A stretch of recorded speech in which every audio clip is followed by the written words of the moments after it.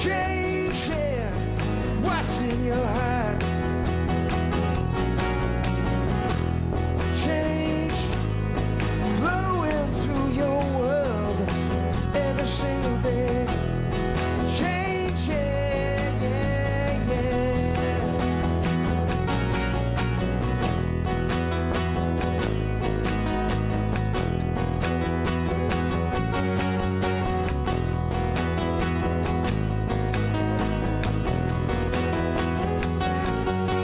Need a new boss, same as the old boss now. And we won't get fooled again. No way, we won't get fooled again.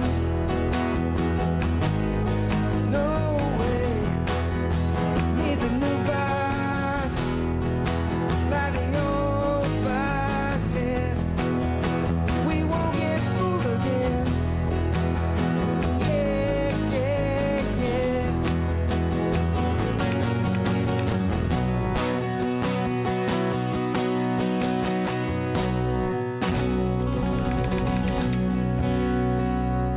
Woo! Great. Wow, wow, wow, wow. Thank you, people. John Waite. An audience here. You got your audience, you got your fans around the world, those Yeah. you can see and those you can't see. And people have been buying your records. New York, man. Yeah. Supporting your music. And what an honor it is to have you in our Well, studios. I really enjoyed it. So tell me, John, your album name again, the new It's album? called Wooden Heart Volume 2, Acoustic Anthology. There's a Volume 1 that's only 4 tracks. That's an EP. This one's got, I think, 12 or 14 songs. I forget. But it's really, I mean, honestly, I think it's some of the best things I've done, certainly as a singer. And being able to choose some of those songs and bring them back like Missing You. Isn't It Time by the Babies, but just unplugged. Right. In God's Shadow, that I wrote with Keith Reed from Procol Harum. Just some beautiful. I mean, I like them, but I mean, it's a joy. I mean, you get older, and it's a joy to sort of look back at your career and do the stuff that you love so much, and it still have impact. It means a lot to me. Well, what a pleasure to have you here. Thank you, John, for doing this. God Thank bless you, guys. Great Thank band. you for having us. We really appreciate it. Can't wait to have you back. Thank you. John Waite, our guest, and you're watching Border Crossings. I'm Larry London.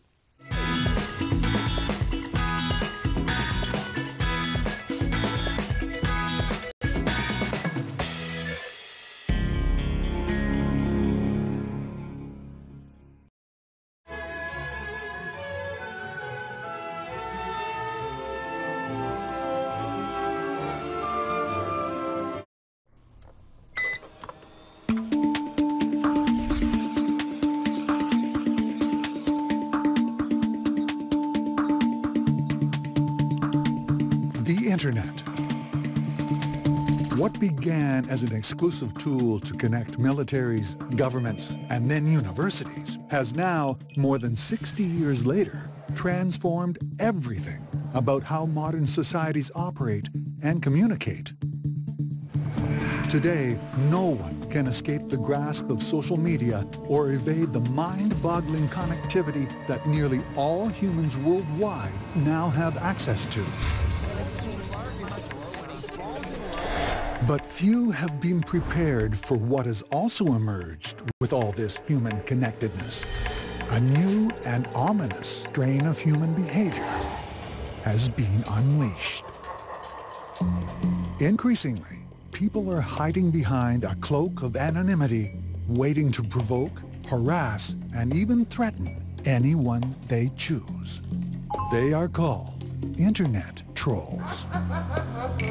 A troll is someone devoting large parts of their life to attacking other people on the internet, basically trying to make that other person's life miserable in some way. They send things to my home. It terrifies me to think what they could do if they wanted to, knowing exactly where I live, knowing where my children go to school. Trolls can be a minor annoyance or a life-crippling terror. But what happens if society tries to silence them? Who loses then? Trolling is a free speech issue, and if you aren't free to hate someone, then you're not free. I've been associated with all kinds of organized trolling groups. We're stretching the bounds of free speech. You either use it or you lose it. Feelings will be hurt. Politicians and the courts are now grappling with who really is a dangerous troll. I've been called troll by very powerful people that should know better. Homophobe, misogynist, racist, all this stuff is just lazy people not wanting to interact.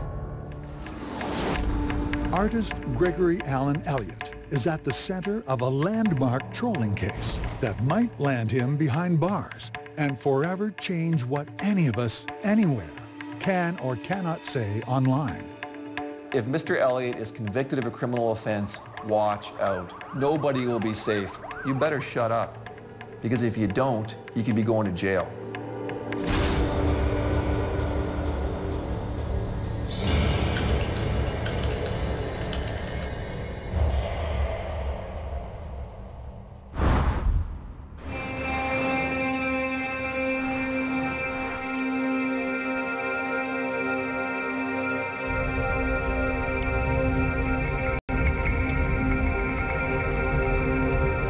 My name is Gina Crosley-Corcoran. I write a blog called The Feminist Breeder, and I deal with a really steady onslaught of very vicious and dedicated trolls. Trolls can be really, really sneaky. When you think about patterns of stalking, stalkers don't just do it really quietly. They leave their victim clues that they are being stalked in order to scare them. So today I got a Working Person's Store magazine addressed to the Feminist Breeder with my home address. My trolls sent me this, probably to imply that I'm too lazy to find a real job besides blogging. So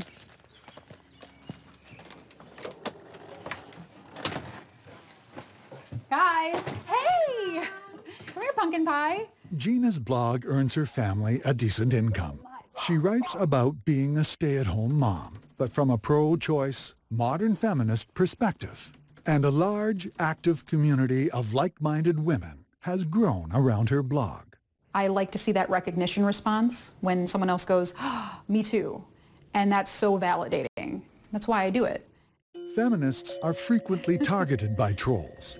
Gina knew to expect attacks, but she's been overwhelmed by the volume of abuse and stunned to discover who her trolls are. The trolls and the really dangerous people that I attract are themselves mothers and have small children at home. They get something out of taking out their frustrations on someone like me. They see me as a figurehead, and they're really angry about the attention I'm getting from people, and they want to discredit me in any way they possibly can. These people spend all day taking screenshots of every word I type on the internet. They all pick it apart. They talk about my children. They talk about my clothes. They spend an incredible amount of energy focusing exclusively on something that they claim to completely hate. And to me, that's the difference between someone who just disagrees with you or someone who's really stalking every move you make. And those are the trolls. Gina sees little difference between her trolls and a stalker. They want to see her react, and they know how to push her buttons. A stalker wants to upset that person. They want to make them afraid. And that's what these trolls do. They leave comments in such a way that makes you feel afraid of what they're going to do and say. They'll leave comments about my address or my kids, and they do it because they want to get a reaction out of me. They want to see me lash out, and it all feeds into this sick and twisted entertainment value to them.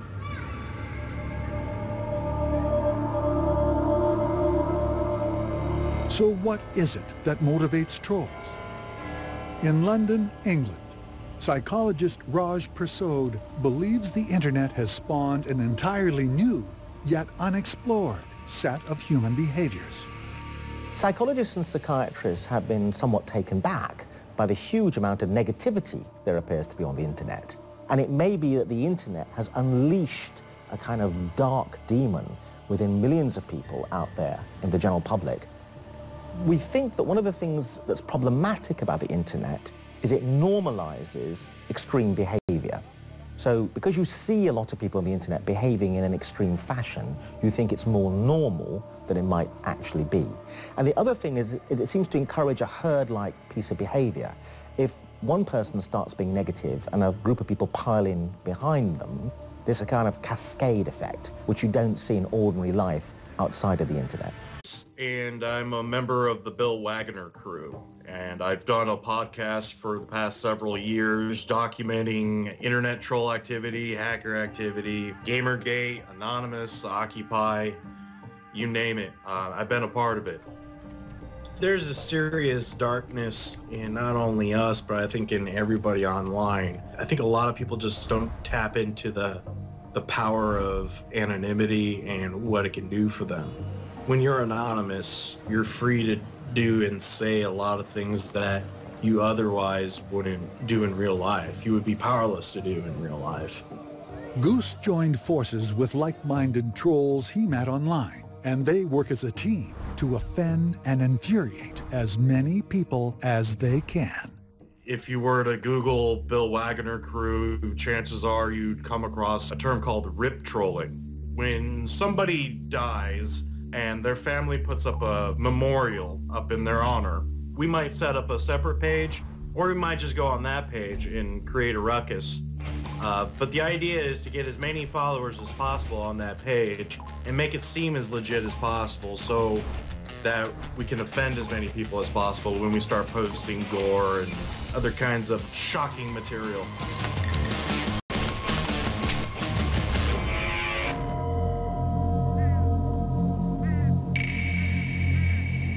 Hounding people when they are most vulnerable, like at the time of a loved one's funeral, is a surefire hit for the troll.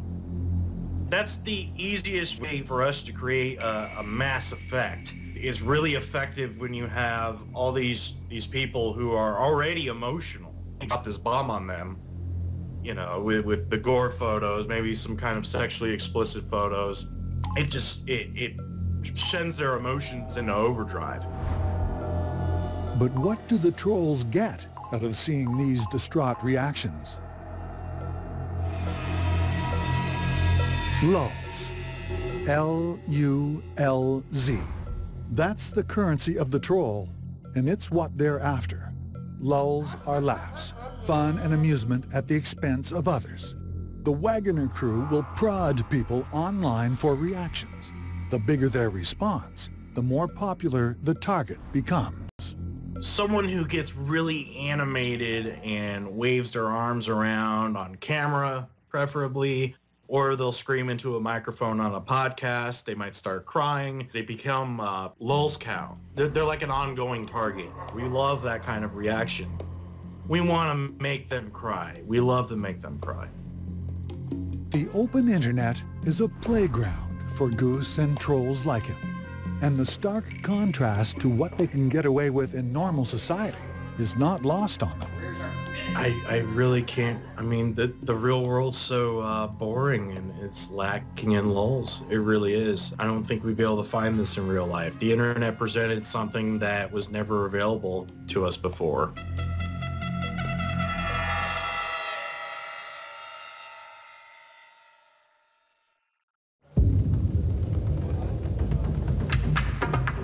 Today, if you go on the internet, you're entering the domain of the troll. But where did internet trolling all start? This unassuming computer science professor may hold the answer and may himself be one of the very first trolls on the internet. I'm Dr. Adam Steele. I am an associate professor of computer science at DePaul University in Chicago. I think I'm the first recorded troll on the internet. Certainly not the first troll, but the first one that was actually written up.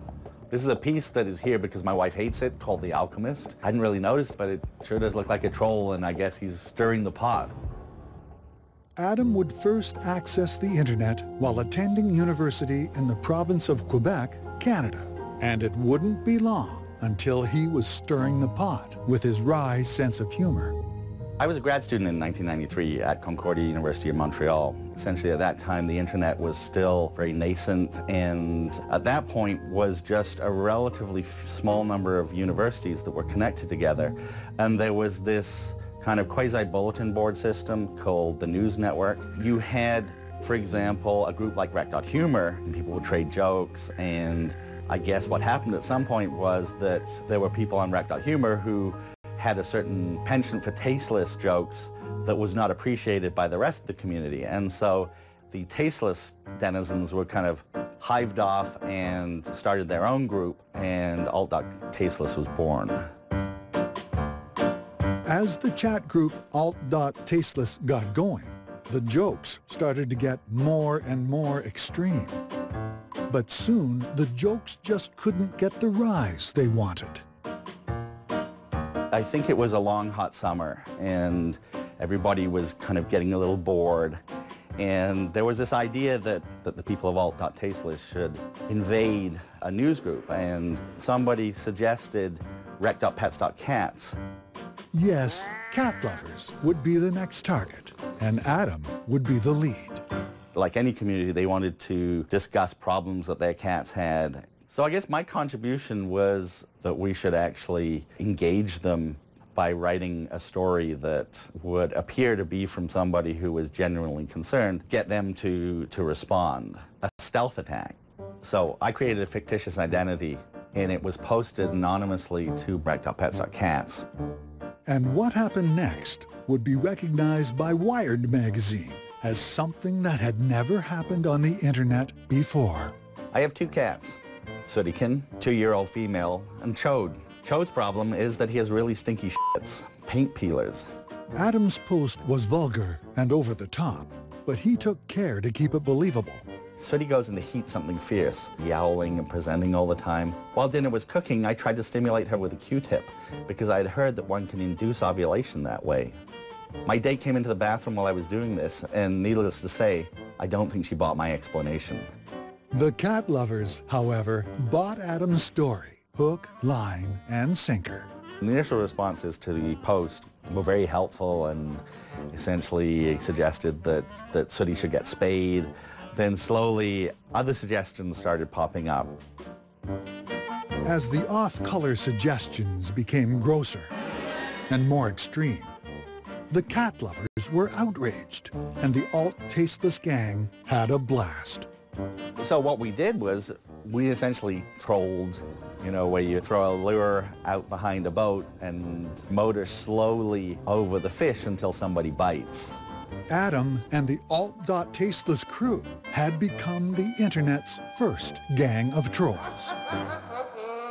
Back then, Adam was one of about 14 million internet users worldwide.